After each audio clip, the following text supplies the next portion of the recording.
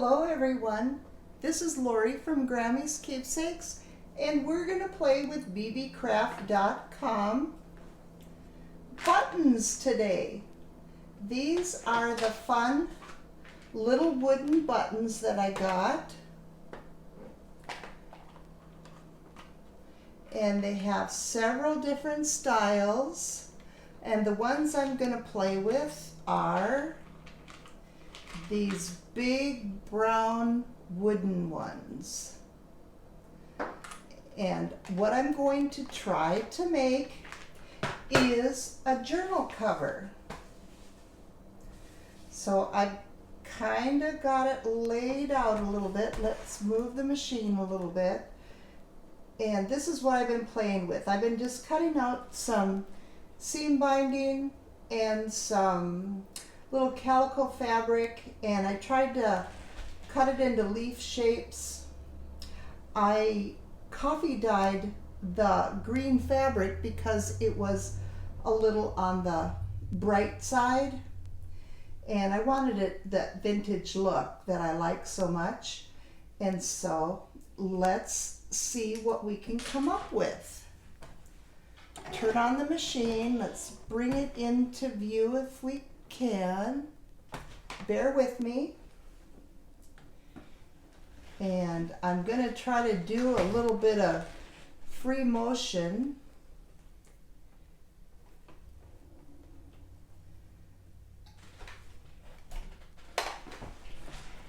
Whoops. Let's move the buttons.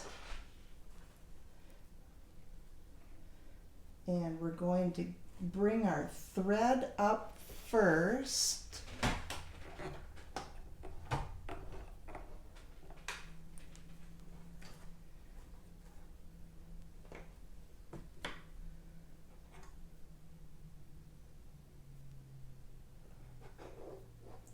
I want it in the top side so it doesn't get tangled below. So let's see what I can come up with. And free motion, what that means is I can move my fabric side to side, forwards and backwards, because I've disengaged the feed dogs. So it's a really loose, all over stitching.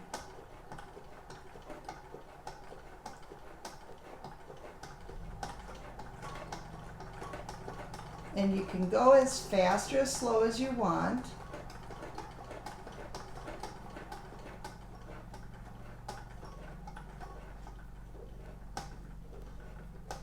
And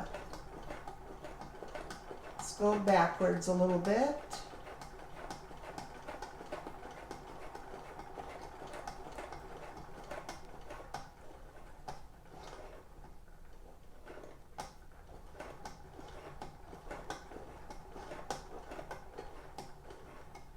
I'm moving the leaves out of place so that I don't stitch over them. And I don't know if you have a good enough view, so let me see if I can move you a little bit and see if that's any better.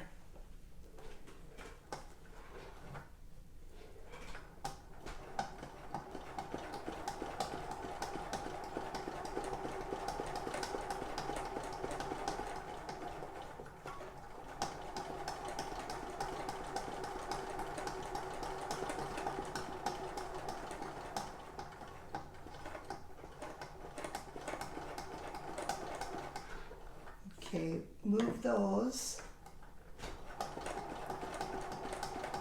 It's a very organic look.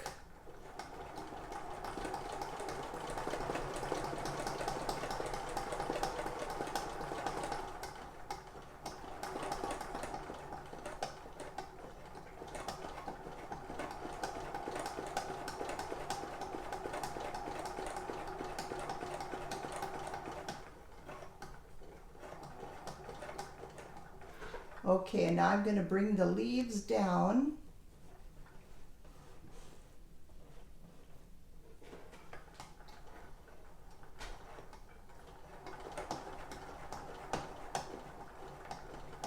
and just kind of roughly embroider around the edges so that they imitate leaves, so you get the general idea.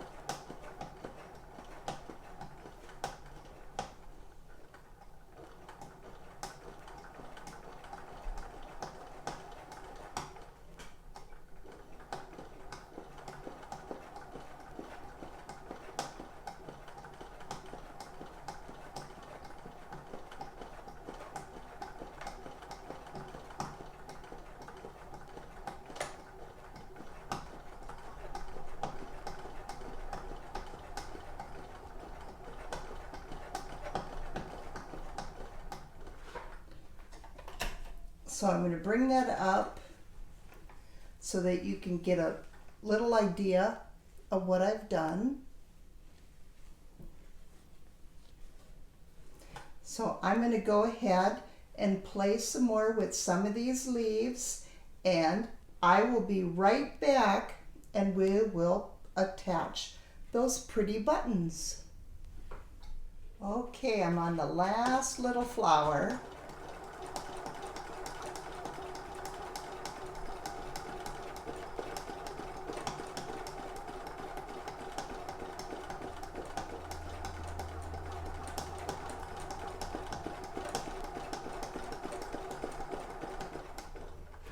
I guess they're not really flowers, are they? I'm on the last leaf. And so this is what it's looking like.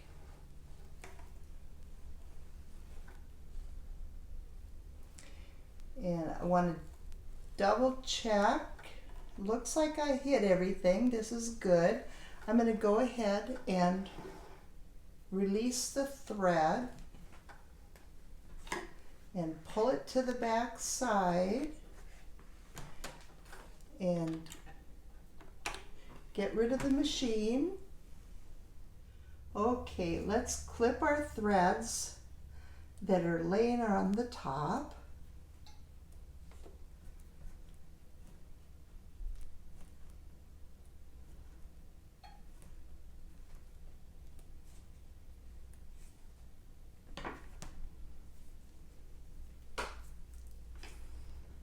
And I have a needle and some top stitching thread. It's extra strong cotton for jeans. And my daughter used to make her own jeans and do all that top stitching when she was in 4-H. And so I've still got some remnants from those days. And let's go ahead and stitch on these pretty buttons. And I'm just going to put a little cross mark.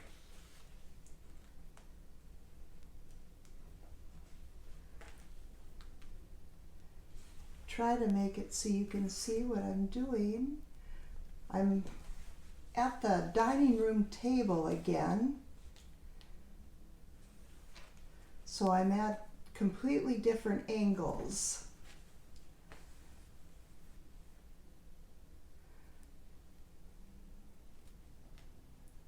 I appreciate you bearing with me. Gotta find the hole in that button.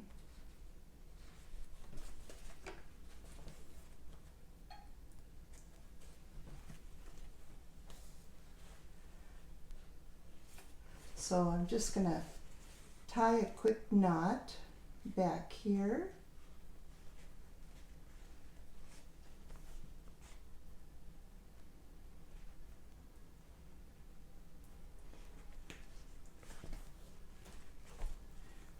And leave a little bit of thread. I'm also going to hit it with glue. Because this is going to be the cover of my journal, I won't be able to come in and repair the thread should that button come off later. So an ounce of prevention.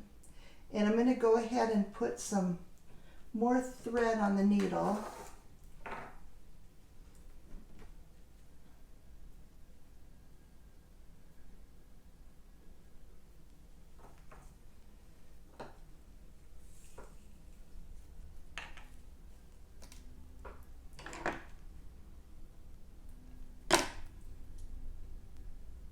And I always use a quilter's knot when I'm tying a knot on my needle. And that just means that you're going to hold the ends of the thread on the needle with your finger, just like that. Pinch it, wrap it around a couple of times. With your other finger, thumb and index finger, grab a hold of the wraps, push the needle through while you're holding, whoops, and it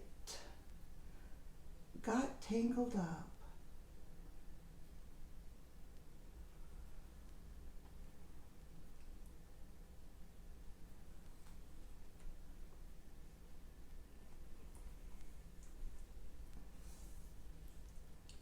Let's try that again.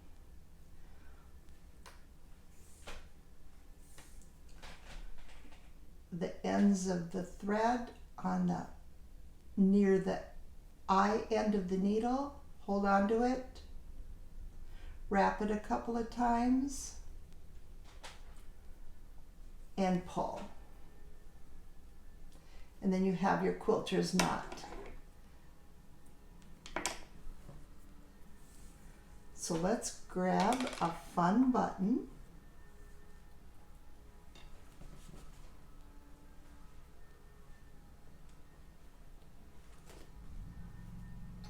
And decide which one we want on top. The holes are smaller on this side, so I'm going to go with the larger holes on the top.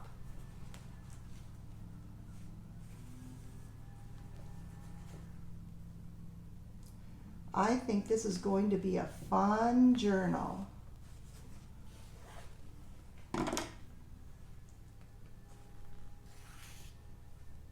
And I'm just making the cross stitch. It has 4 holes.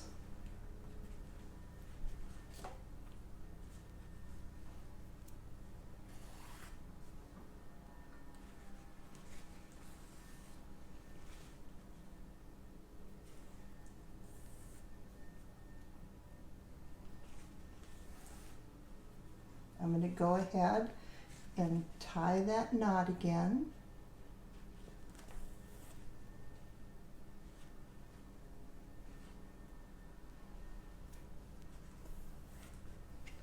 And I'm just making a stitch in relatively the same spot. And clip my threads and apply a little bit of glue again. It's not necessary, but I'm going to do it for an ounce of prevention. Get my knot ready. And we've got one more button. I just love these wooden buttons. They are so pretty.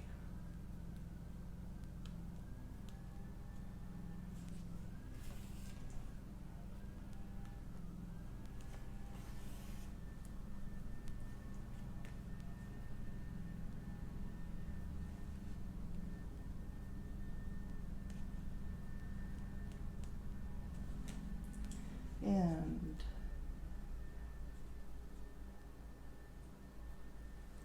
there we go, get in that elusive hole there in the button.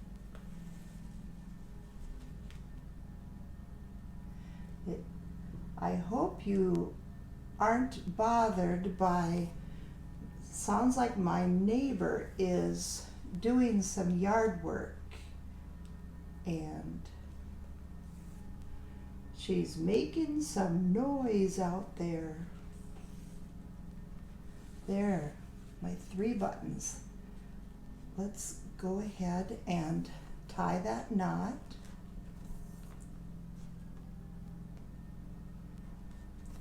I'm going to use the buttons again, different ones, when I make the little burlap bags in our next video.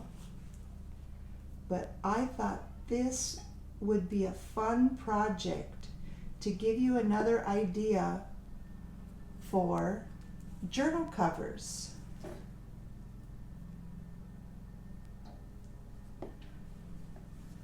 So when this is definitely, you know, too big, the cover will be smaller. But what do you think? Isn't that great?